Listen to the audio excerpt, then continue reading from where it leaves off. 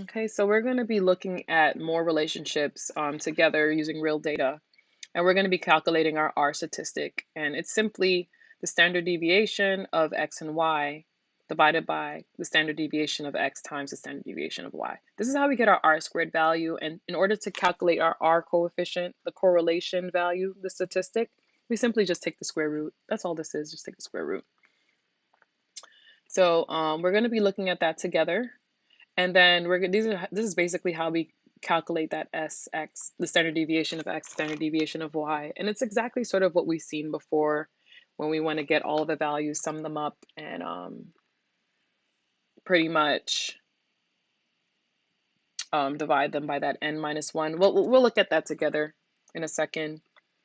But again, going back to these scatter plots, right? This is indicating of a strong relationship, right? Strong linear relationship. But when it's so wide like this, when we have the dots spread out all over the place like this, well, this is an indication of a weak linear relationship. Again, this is a strong relationship, strong negative relationship, weak relationship. And another thing to remember when we're looking at these is just because, X is correlated with Y, that doesn't necessarily mean that X causes Y, right? So I can give an example of, say that there is a lot of firemen dispatched in the area, and there is also a lot of property damage in an area, and we want to see, is there any correlation between the number of firemen that is dispatched in a month compared to the number of property damage in a month? Well, we're going to see more than likely the areas that have more property damage have more firemen dispatched. Does it necessarily mean that the firemen are the ones that's causing the property damage?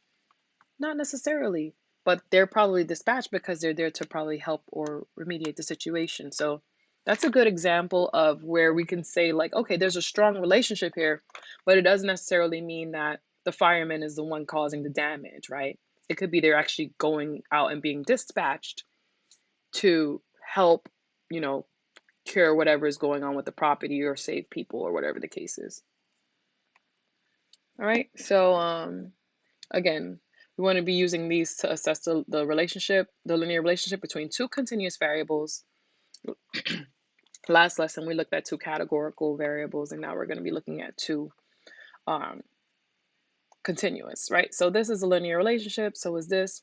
When we see like these kind of curves and dips like this is non-linear relationships.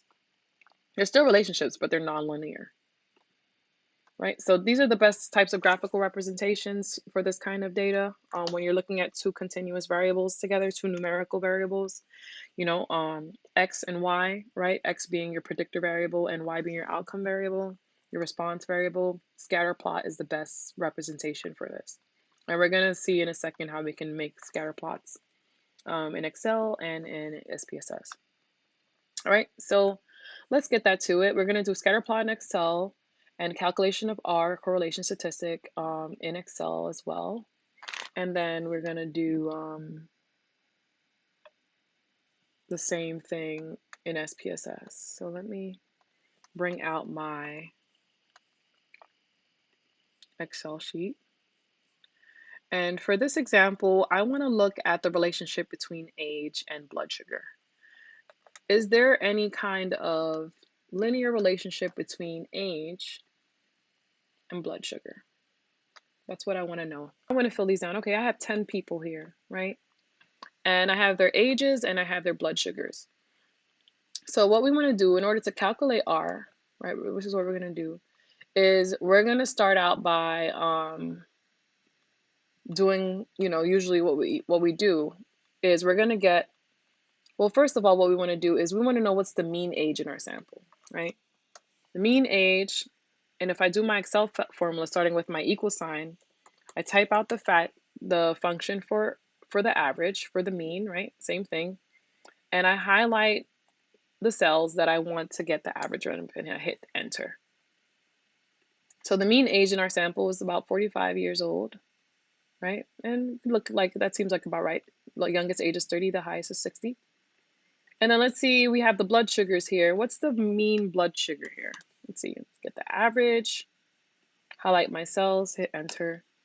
Okay, the average age is about 97 years old. So this is a pretty old sample, right? We can see 110. Oh, I'm sorry. This is not an age. I'm sorry. This is the blood sugar. Okay, the blood sugar is about 97.3. So in order to calculate this R statistic, we're going to be basically getting the standard deviation for our X value, right? So our X in this case is going to be our predictor, right? For what your blood sugar is going to be. The predictor for our blood sugar is going to be age because, oh, my numbers got cut off. Let me see if I could actually fix this. So I counted, oh, there you go. I counted, I put 1 through 10 here. Let me just do this over because I didn't realize I got cut off. So 1, 2, 3, right? And then I want to know is 10 people. So I highlight this, and when this cross turns from black to white, I tell Excel, hey, I want to fill these numbers down. So this is how I know there's 10 people. I can also just highlight this and see the count here is 10. Okay, so again, I got the mean, age, mean blood sugar, and now I'm going to use these little formulas here, which is just basically telling me the sum of x, right, minus x bar, right, the mean, x bar over here. You see the little bar across the top, squared. That's how I get my standard deviation of x. And it's the same way we kind of have been calculating the variability in our samples the whole semester.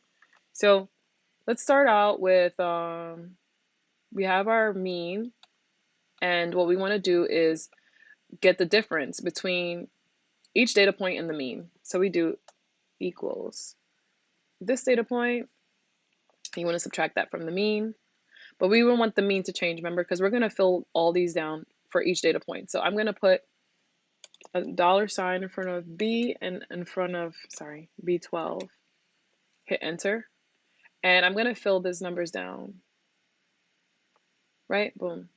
So this is the difference between the values that I see and my average value. I want to do the same thing for Y. Okay, I want to do the same thing for Y. For Y, I'm going to get the difference between my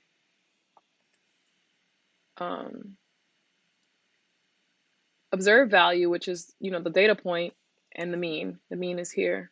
But I don't want to change, I don't want this number, I want to get the absolute value of this. So I'm going to put a $sign in front of C, a $sign in front of 12, right? Remember, C12 is the location, right? Column C, row 12, and I hit enter. And then I'm also going to fill those down.